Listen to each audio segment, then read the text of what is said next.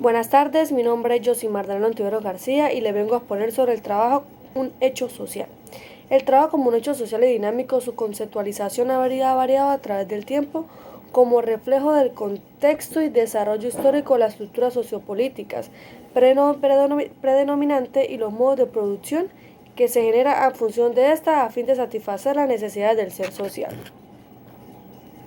El trabajo como eje central del desenvolvimiento y desarrollo de la humanidad, así como la organización y estructura social en que se desenvuelve, se presenta en la historia cuando el ser humano adquiere y desarrolla por un lado la conciencia sobre sus necesidades y su relación con la naturaleza y a su vez la capacidad de producir los medios de subsistencia o satisfacción de sus necesidades a través de la transformación de la naturaleza.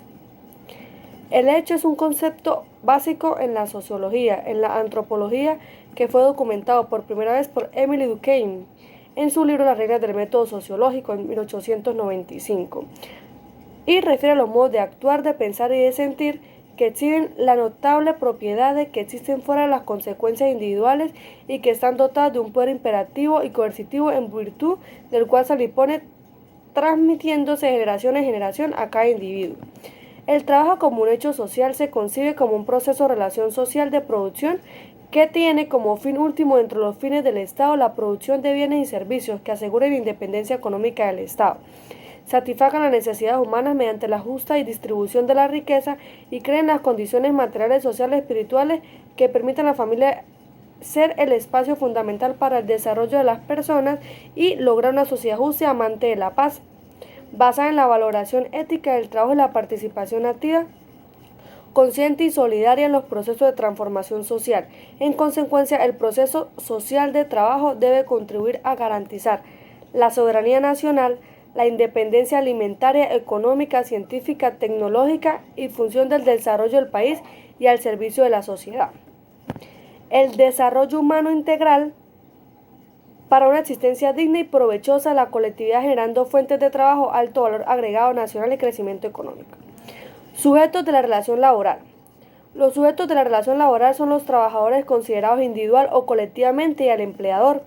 Actualmente se ha excluido de su empleo o del léxico jurídico laboral términos anacrónicos referidos a obreros o patrones, como marcan líneas ideológicas. Por tanto, no resulta del todo adecuado denominar empresario al empleador.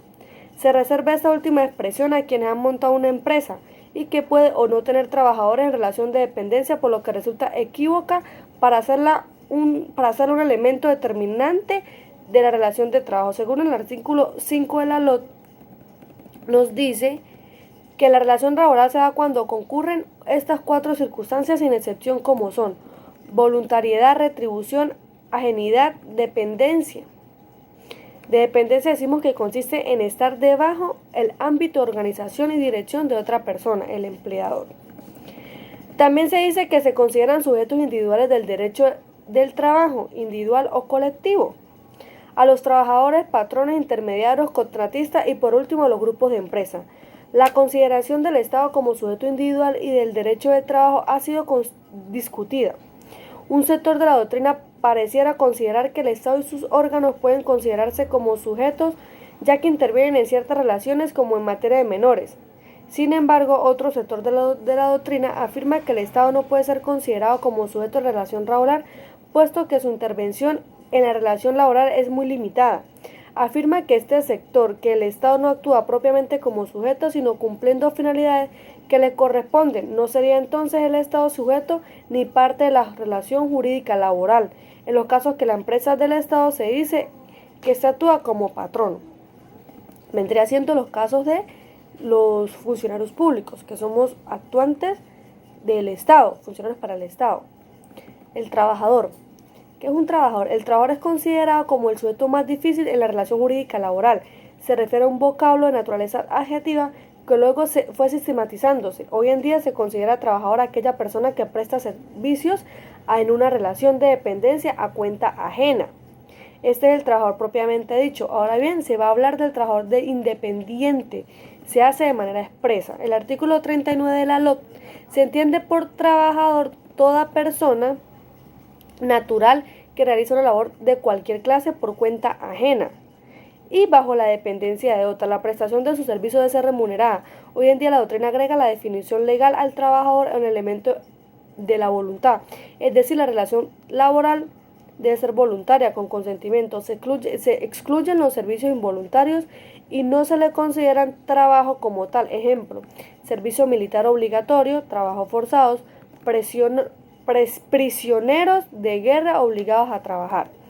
El artículo 40 del acto dice: se entiende por trabajador no dependiente a la persona que vive habitualmente de su trabajo, sin estar en una situación de dependencia respecto de uno o varios patrones. A esta se refiere utilizar el término de obrero, pero luego se optó por el de trabajador, para eliminar el clasismo en la definición. Actualmente el término de obrero se utiliza para las personas que en su trabajo utilizan más el desgaste físico que el intelectual. Por ejemplo, un obrero vendría siendo una persona que trabaja para la construcción. Más que todo ese sería el término vulgar que se le podría decir a un obrero. Empleado es todo lo contrario, es decir, aquellas personas que utilizan mayormente el intelecto que el físico en su trabajo. Por ejemplo, una secretaria, que es la que va a estar de parte del intelecto, que más que todo de su manera física. No hay tanto desgaste físico. Los principios del derecho del trabajo. Los principios del derecho del trabajo son aquellas ideas fundamentales o líneas directrices propias o exclusivas en esta rama del derecho que informan e inspiran directa o indirectamente las normas laborales. Los principios propios o particulares del trabajo son: el principio protector.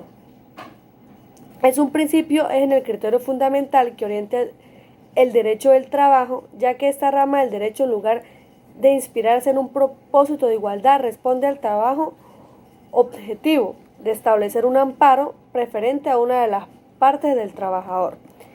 Principio de continuidad de la relación. Este principio, reconocido a favor del trabajador, persigue que las relaciones laborales sean estables.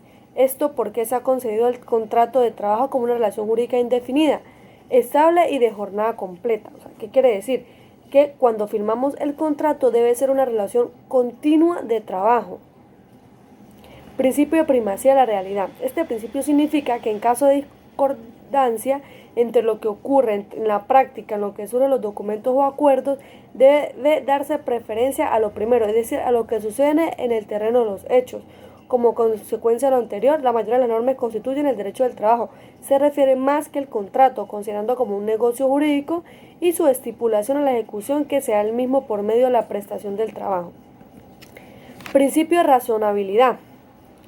Es un principio bastante general, para algunos no es el principio del derecho del trabajo, que establece de la idea lo razonable como criterio interpretativo de aquellas situaciones que en producto de errores, confusiones, de simulación o de fraude es necesario establecer el verdadero alcance de las cláusulas o de las situaciones jurídicas. Es decir, a través de este principio es posible medir la verosimilitud de una determinada explicación o solución. Principios de irrenunciabilidad de los derechos laborales. Este importante principio supone la imposibilidad jurídica de privarse voluntariamente de una o más ventajas concedidas por el derecho de trabajo en beneficio propio. El ordenamiento jurídico laboral se aleja nuevamente de los criterios civilistas que recogen los principios contrarios de la renunciabilidad de los derechos y de la autonomía de la voluntad. El principio de libertad sindical. Este es un principio referido a la génesis, aplicación e interpretación del derecho colectivo del trabajo.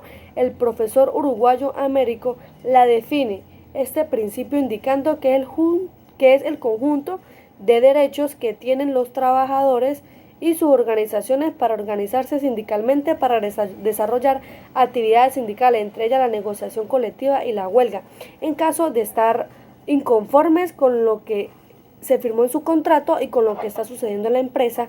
Un grupo de personas se organizan y forman un sindicato. En ese caso sería un sindicato laboral, y muestran sus irregularidades, inconformidades de manera laboral. Muchas gracias.